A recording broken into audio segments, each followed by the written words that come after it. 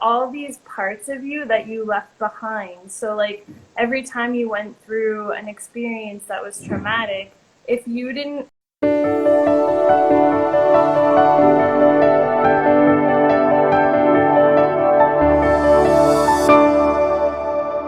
I believe that in life we are here to serve a purpose greater than ourselves.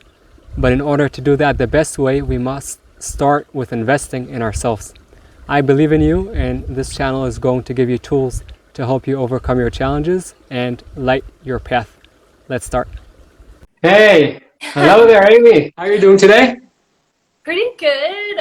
It's early for me. Like, well, it's not too early, but it's earlier for me than it is for you. So, how's your day What been? What's the time there right now? We're 7 hours ahead. No, Yeah, you're 7 hours back. yeah. So it's around 10 o'clock. Yeah. Oh, cool. Yeah, for me it's now like five plus. Long day, pretty good.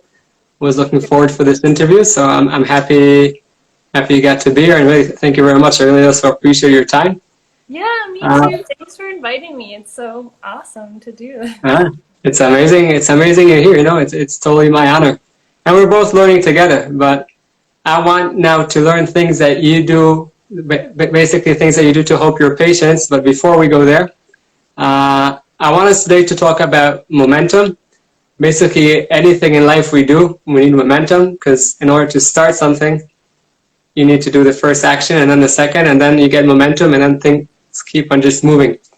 So before we start talking about momentum, I just want to tell everyone that Amy does an amazing job with helping people. Well, you'll talk about yourself more, but helping people basically figure out their past, what they had in their inner childhood, and basically changing the whole way the future is going to look by changing that meaning. You also do it to yourself. But if you could explain a little bit more about what you do, and maybe give us an example of the way you do it, because you told it to me, and I was like, wow, something in the past, you changed that. You know, it could be like 30 years ago, you gave a certain meaning to something, and then that meaning is basically kind of controlling your whole presence right now. So by changing that, you could change your whole future. That's amazing. So I'll let you talk, because I think, you know, you're the expert in that. I'll give you. I'd love to hear how you do it, and maybe an example. That way, we could maybe understand it in a better way.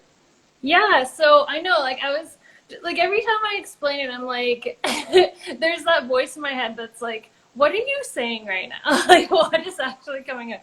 Um, so essentially, through, like, have spent the last few years doing this with my own coaches in myself. So pretty much all of my training has been on me and going through all of my specific, experiences, and then it's looking at the way your thoughts control who you are, or who your identity is, and who you think you are, and Nice.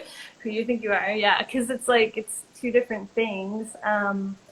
And then you realize, like, pretty much there's all these parts of you that you left behind. So like every time you went through an experience that was traumatic, if you didn't accept how you felt in that moment, then that it almost like it gets trapped in time, because we think, oh, time heals, and through time it will get better, but really those emotions don't go anywhere. They get trapped in us. Even though they were like a long time ago. Yeah, yeah. And Okay, it, that's like, interesting. yeah, and it becomes part of your subconscious, because you're just so used to that, and you think that that's just me. But when you really go into those memories, and like for me, I was able, because I trained to be a coach as well, so I was able to see, like, it's almost like putting a microscope into your thoughts, like looking at how, what happened, what did they actually do to me, and realizing, like, okay, that person can't actually make me feel a certain way. So what happened in me that these feelings came out? And so then realizing, like, none of those feelings were actually felt or accepted in that time. So it's kind of like a process now of like going inside, feeling them again, and accepting that they're there, and like putting love back in that space, really. Um, but for an Okay, example, I just want to understand something because, you know, I would also have to use it for myself. yeah, You're basically saying that these are feelings that we had in the past, or I had in the past at a certain time, and I kind of suppressed them, you know, pushed them down. And because I'm not feeling them right now, because I didn't feel them back then, so now I'm acting in a way that doesn't serve me. yeah, like, and I mean, it's not bad or good. It's just kind of like it puts a lens on how you experience life, and your thought process will be based on that experience that you had because that was real for you at that moment. So that means there's a part of you that's going to want to protect you from experiencing something that was traumatic again. So it's like, unless you're like really good at like going through and feeling everything and feeling your pain and accepting it. I mean, that's the way we can push through these boundaries and lenses that we've kind of, we have on ourselves through these experiences. But I hope that Okay, makes so sense because I don't know what, no, like, I don't know. no, for sure, it makes a lot of sense. But I'm just trying to think, why would someone want to go into a place that is suppressed in the past? Like, there's a reason I put that feeling and I pushed it down, because maybe I did subconsciously, by the way. But why would I want to do it if there's maybe a lot of pain behind it? Number one, and number two, maybe if you could give me an example of someone, you know, that came for a treatment by you and you're trying to help them heal. Like, I'm wondering, what was that first step? We also spoke at the beginning about momentum. So in order to get that momentum to start healing, it's nice to talk about it, but what's that first thing that a person does in order to start that process? Yeah, these are great questions. So the first one you said, what was the first thing again? I had it. No, I'm trying to understand what's that first Why would, step like. okay, How do we start the wheel? Because yeah, it's not a one time, you know, hey, how are you doing, Amy? I'm doing great, perfect. How was your day? Amazing. Like, it's a whole process. How do you start yeah, it? yeah. Okay, so it's a really good question because, yeah, you said, like, why would somebody want to bring up stuff that they suppress for a reason? That's exactly it. And, like, that's something that I feel like, as like a person who wants to help all the time or give everything that I can for other people, you can only do so much. So a person, like, I find that a person will, it's almost like I don't want to say hit rock bottom, but it's It's like, fine. you know what I mean? It's like your life, you get to a point where it's like things aren't working, or you just you have this idea, or that it can be a certain way, but it's like it's just not there. Not And working.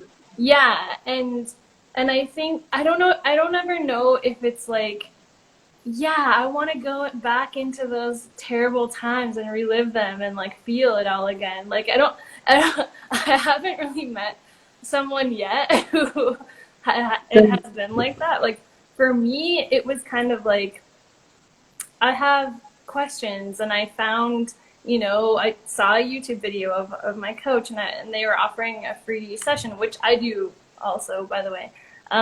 But like I thought, you know what? Let's just take a chance and do a free session. And I had a question, and it opened all these doors to all these things, and I felt like, wow, there's so much I'm not accessing within myself.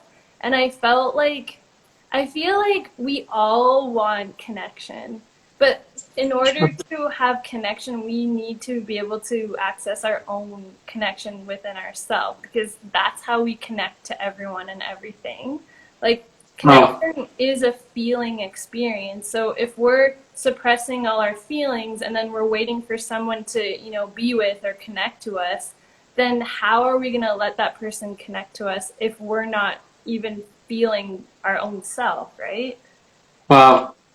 Yeah, so I feel like if you're looking for connection in your life, then that's the incentive to do this inner healing. I don't even want to say work, because then it's just like, that's I because personally, love doesn't have to be work, but I don't think work is a bad thing, but that's a different subject. I really loved what you just now said about, in order, if I'll say just a little bit differently, like in order for someone to connect to you, you first need to connect to yourself. So I think that's really important. And what I also like from the story that you told me before is that, like you said, like you just opened something, you started, and then the next thing revealed that then you went to your coach, and then you started going to her for sessions and to heal, and then from there you went and you started opening your own practice and helping other people.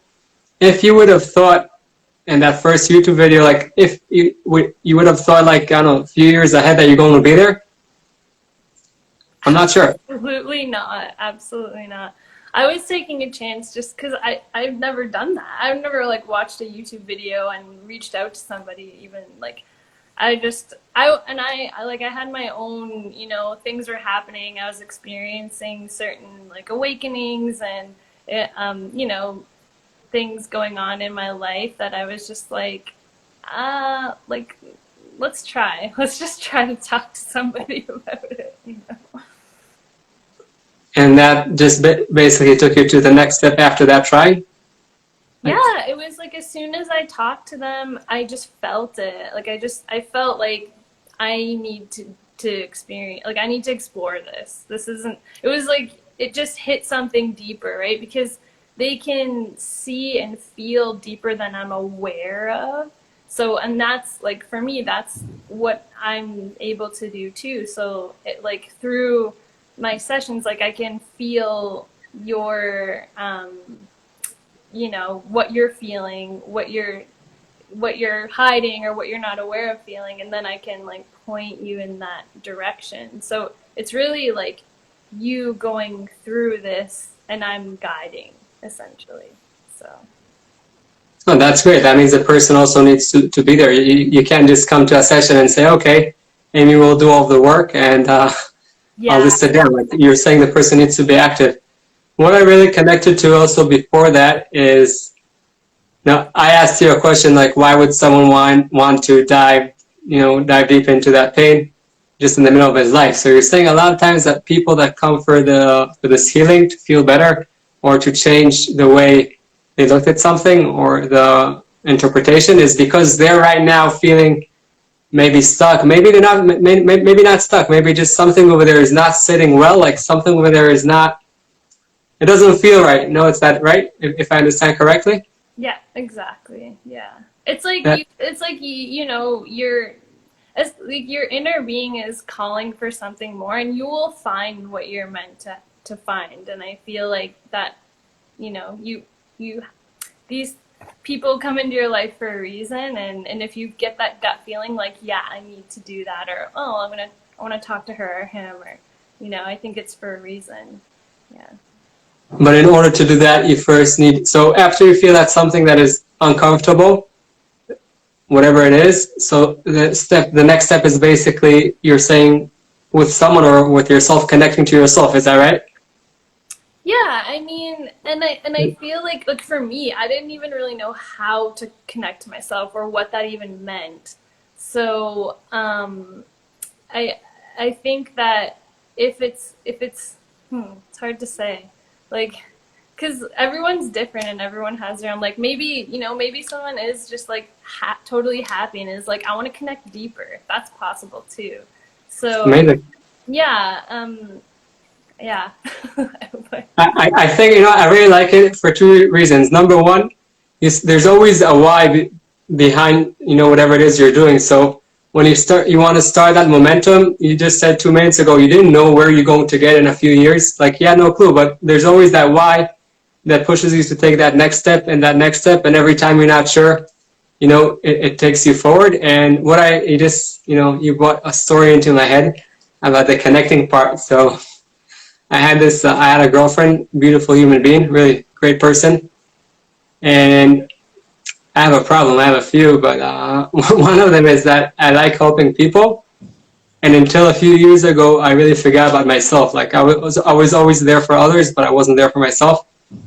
And then I remember her telling me one time, like, yeah, you're stop, just stop being the Superman and start connecting to yourself. Because we were stuck in the relationship and I couldn't really connect to her because I wasn't connected to myself.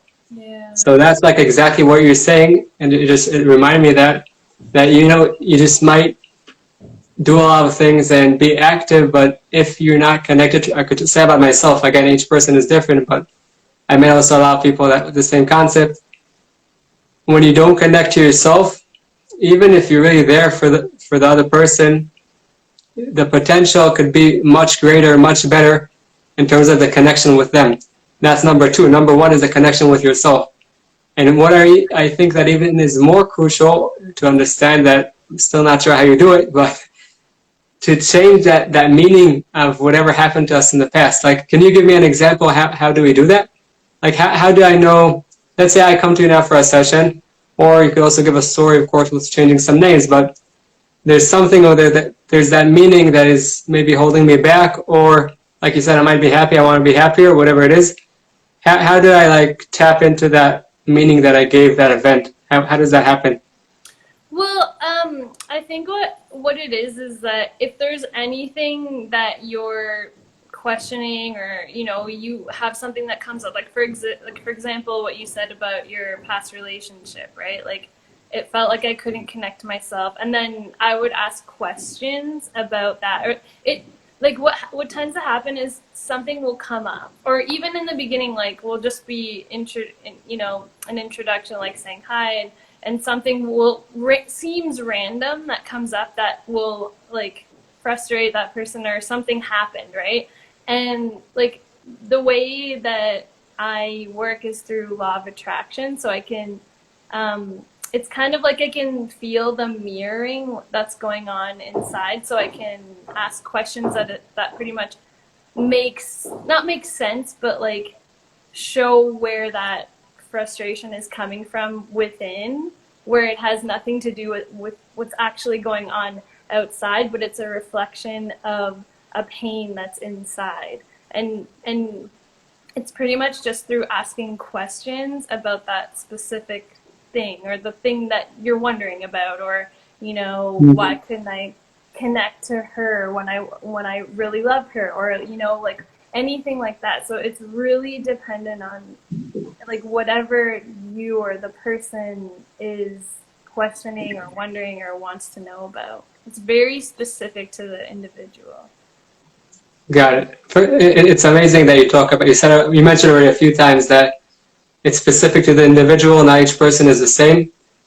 I really connect to that. I don't believe in one size fits all, but I do think that the way that you do it is by starting getting that momentum through those questions of the person. So each person might go in a different way, but through basically right, correct me if I'm wrong, through their answers, you're starting to understand what is that event, feeling, whatever it is that they need to maybe change or look at it differently. Is that right? Yeah, so and through questioning, we'll find those places that they weren't even thinking about at all. And it's like, whoa. Like, for example, like it's really interesting because each of us are so different and have our own experiences, but the fundamentals of where our pain comes from is very similar. Like, at the very root of a lot of things, we're not receiving love. Like I could ask, like, main questions that I ask are, how do you receive love from your mother? Or how do you receive love from your father? And it's like, when you really think about that, most of the time you feel like, ooh, and it's like, no, and for me too, it was like, no, but I get along with my dad. Like, me and my mom are okay. But your head's going like this. And so you're watching the body language, and I can feel that you felt something in your stomach. Like, I will physically feel the reactions that you're not even aware that you felt because they're so buried. So it's like, wow. It's like I'm going out, and that person's like, I didn't feel anything, So sometimes it's Wow. yeah. Wow, that's amazing. Like, you can, based on what they say, you feel things that they even don't think that they're feeling. That's kind of crazy. Yeah. I want to, just dive deep on one more thing over there. you said that a lot of times some of the reasons, or a lot of the reasons for the pain is an absence of love. And then we spoke about the love of other people. Could it also be an absence of our love to ourselves? Exactly. Yeah, because what happens is like when you have an idea or something happens, say with your parent, you know, when you're really young, and because first of all, like it depends on what your idea of love is, and sometimes for people it's not a feeling, it's a concept. So when you actually go into your body and feel deeper, the love is actually a feeling.